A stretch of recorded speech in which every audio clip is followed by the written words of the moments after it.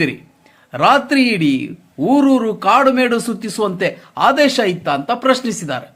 ಬೆಳಗಾವಿ ರಾಯಬಾಗ ಲೋಕಾಪುರಕ್ಕೆ ಕರೆದೊಯ್ದು ಯಾಕೆ ಅಂತ ಪ್ರಶ್ನೆಯನ್ನ ಮಾಡಿದ್ದಾರೆ.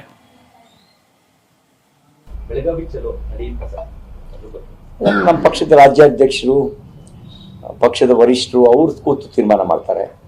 ಕಾನೂನಾತ್ಮಕ ಕ್ರಮಗಳ ಬಗ್ಗೆ ನಾನು ಯೋಚನೆ ಮಾಡ್ತೀನಿ, ಉಳಿದ ಸಂಗತಿಗಳ ಬಗ್ಗೆ ಅವರು ಯೋಚನೆ ಮಾಡ್ತಾರೆ. ಮತ್ತು ನಾನು ನೀವೆಲ್ಲರೂ ಕೇಳಿದಾಗ ಹೆಡ್ ಇಂಜುರಿ ಬಗ್ಗೆ ನಾನು ಭಾಳ ಸ್ಪಷ್ಟವಾಗಿ ಹೇಳಿದ್ದೀನಿ. ಡೀಪ್ ಇಂಜುರಿ ಆಗಿಲ್ಲ, ಒಂದು ಲೈಟಾಗಿ ಇಂಜುರಿ ಆಗಿದೆ ಅನ್ನೋದನ್ನು ಇಲ್ಲೂ ಹೇಳಿದ್ದೀನಿ, ಪಬ್ಲಿಕ್ಕಲ್ಲೂ ಹೇಳಿದ್ದೀನಿ, ಎಲ್ಲರಿಗೂ ಹೇಳಿದ್ದೀನಿ, ಯಾರು ಕೇಳಿದವ್ರಿಗೂ ಹೇಳಿದ್ದೀನಿ.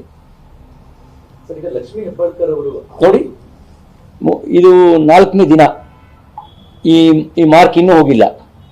4ನೇ ದಿನ ವರ್ಲ್ಡ್ ಮ್ಯಾಪ್ ಥರ ಇದೆ ಮಾರ್ಕು. ಇದು ಯಾರು ಮಾಡಿದ್ದು? ಈ ಥರದ 3-4 ಮಾರ್ಕ್ಗಳು ನನ್ನ ಪಕ್ಕೆಲುಬು ಬೆನ್ನಿನ ಹಿಂದ್ಗಡೆ ಇದೆ.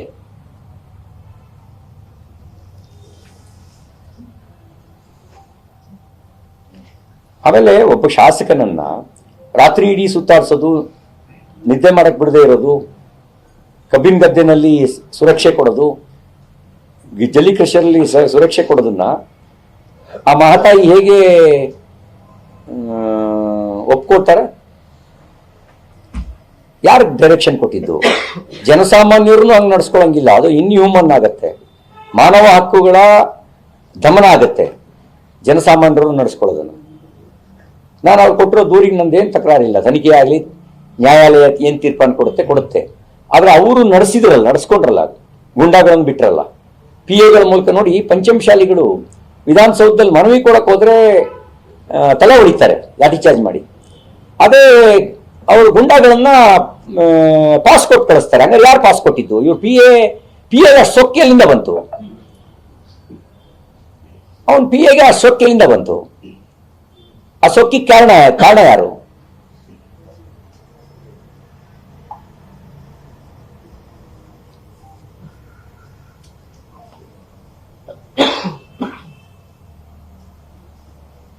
ಸರ್, ಮಾನವ ಹಕ್ಕುಗಳ ಆಯೋಗಕ್ಕೆ ದೂರ ಏನಾದ್ರು ಕೊಡ್ತಾ ಇದ್ದೀರಾ ಸರ್? ಕೊಟ್ಟಿದ್ದೀರಿ. ಎಲ್ಲ ಮಾನವ ಹಕ್ಕುಗಳ ಆಯೋಗಕ್ಕೆ ಪ್ರೈವೇಟ್ ಕಂಪ್ಲೇಂಟ್ ಕೊಡೋದು, ಮಿಸ್ಬಿಹೇವ್ ಮಾಡಿದ ಪೊಲೀಸ್ ಅಧಿಕಾರಿಗಳ ಮೇಲೆ ದೂರು ಕೊಡೋದು, ಹಕ್ಕುಚ್ಯುತಿ ಮಂಡಿಸೋದು, ಇವೆಲ್ಲವನ್ನು ಮುಕ್ತವಾಗಿ ಇಟ್ಕೊಂಡಿದ್ದೀವಿ.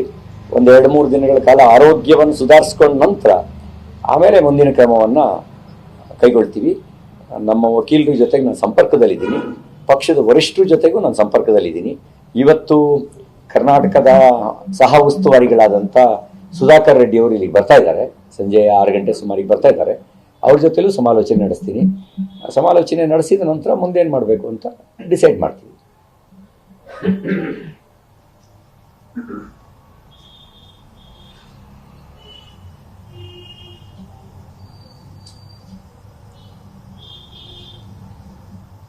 ಸರ್, ಅದು ಹಕ್ಕುಚ್ಯುತಿ ಯಾರ ಮೇಲೆ ಮಾಡ್ತೀರಾ ಸರ್?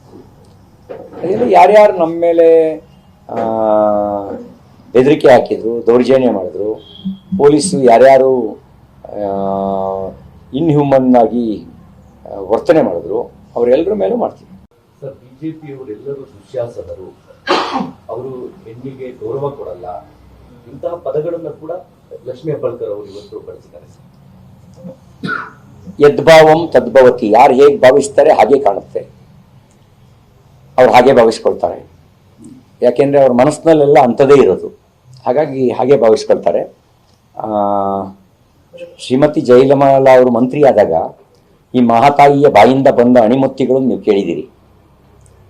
ಆಮೇಲೆ ವಿಧಾನಸಭೆಯಲ್ಲಿ ನನ್ನ ಪತ್ನಿ, ನನ್ನ ತಾಯಿ, ನನ್ನ ಅಕ್ಕಂದಿರ ಬಗ್ಗೆ ಈ ಮಹಾತಾಯಿ ಮಾತಾಡಿದ ಮಾತನ್ನು ನೀವು ಕೇಳಿದ್ದೀರಿ.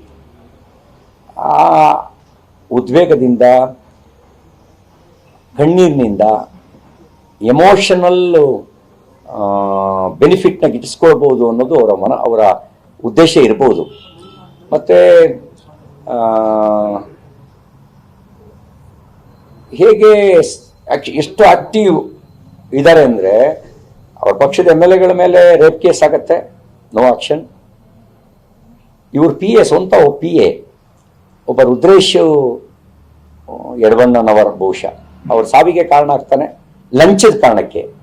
ಪಿ ಎ ಲಂಚ ಕೇಳ್ತಾನೆ ಅಂತ ಹೇಳಿದ್ರೆ ಅದ್ರ ಹಿಂದ್ಗಡೆ ಯಾರ ಶಕ್ತಿ ಕೆಲಸ ಮಾಡುತ್ತೆ? ನನ್ನ ಪಿ ಎ ಇದುವರೆಗೂ ಲಂಚ ಕೇಳಿದ ಒಂದು ಉದಾಹರಣೆನೂ ಇಲ್ಲ. ನಾನು 20 ವರ್ಷದಿಂದ ಶಾಸಕನಾಗಿದ್ದೀನಿ. ನನ್ನ ಪಿ ಎಗಳು ಇವತ್ತಿನವರೆಗೂ ಲಂಚ ಕೇಳಿದೆ ಅಂದ್ರೆ ಒಂದು ಉದಾಹರಣೆ ಇದೆಯಾ? ನಾನು ಯಾರ್ದಾರು ಸಾವಿಗೆ ಕಾರಣ ಆಗಿದ್ದೀನ? ಹೇಳಿ. ಆ ಲೆಕ್ಕದಲ್ಲಿ ಕೊಲೆಗಡಕರು ಯಾರು ಕೊಲೆಗಡಕರು? ಮತ್ತೆ ಜಾಸ್ತಿ ಹೇಳುವ ಅವಶ್ಯಕತೆ ಇಲ್ಲ. ಯಾರ್ಯಾರು ಏನೇನು ಅನ್ನೋದು ಎಲ್ರಿಗೂ ಗೊತ್ತಿರೋ ಸಂಗತಿ. ನಾನೇನು ಅಂತಾನೂ ಗೊತ್ತು, ಆ ಮಹಾತಾಯಿ ಏನು ಅಂತಲೂ ಗೊತ್ತು. ನನ್ನ ರಾಜಕೀಯ ಜೀವನ ಕಾಲೇಜ್ ದಿನಗಳಿಂದ ಶುರುವಾಯಿತು, ಹೋರಾಟದಿಂದ ಶುರುವಾಯಿತು, ಬೂತ್ ಅಧ್ಯಕ್ಷದಿಂದ ಶುರುವಾಯಿತು. ಯಾರ ರಾಜಕೀಯ ಜೀವನ ಹೇಗಾಯಿತು, ಹೇಗೆ ಶುರುವಾಯಿತು ಅನ್ನೋದನ್ನ ನೀವು ಸ್ಥಳೀಯರನ್ನ ಕೇಳಿ ತಿಳ್ಕೊಳ್ಳಿ. ಇದೇ ವಿಷಯಕ್ಕೆ ಸಂಬಂಧಪಟ್ಟಂತೆ ತನ್ನ ಮೇಲೆ ಏನು ಪದ ಬಳಕೆಯಾಗಿತ್ತು ಅದನ್ನ ಮೋದಿ ಅವ್ರಿಗೂ ಕೂಡ ನಾನು ದೂರನ ನಿಲ್ತೀನಿ ಅಂತ ಹೇಳ್ತಾರೆ. ಅವ್ರಿಗೆ ಬಿಜೆಪಿಯವರೆಲ್ಲ ದುಶ್ಯಾಸನರಾದ್ಮೇಲೆ ಅವ್ರ ಹತ್ರ ನ್ಯಾಯ ಹೆಂಗೆ ಕೇಳಿ ನಿರೀಕ್ಷೆ ಮಾಡ್ತಾರೆ? ಬಿಜೆಪಿಯವರೆಲ್ಲ Modi is our prime minister, basically he is our party worker. ಅವ್ರ ದೃಷ್ಟಿಯಲ್ಲಿ ಬಿಜೆಪಿಯವರು ಎಲ್ಲರೂ ದುಶ್ಯಾಸನರೇ ಅಲ್ವಾ? ಅವ್ರ ಹತ್ರ ಯಾಕೆ ನ್ಯಾಯ ಕೇಳ್ತಾರೆ? ಅವರು ನ್ಯಾಯ ಕೇಳಬೇಕಾಗಿರೋದು ಬಿಜೆಪಿಯವ್ರ ಹತ್ರ. ಅಂದರೆ ಅವರು ಹೇಳಿಕೆಗೂ ಅವ್ರ ಮುಂಚೆ ಹೇಳಿದ ಹೇಳಿಕೆಗೂ ಈಗ ಹೇಳ್ತಿರೋ ಹೇಳಿಕೆಗೂ ಒಂದಕ್ಕೊಂದು ಸಂಬಂಧ ಇಲ್ಲ ಅಂತಾಗತ್ತಲ್ಲ.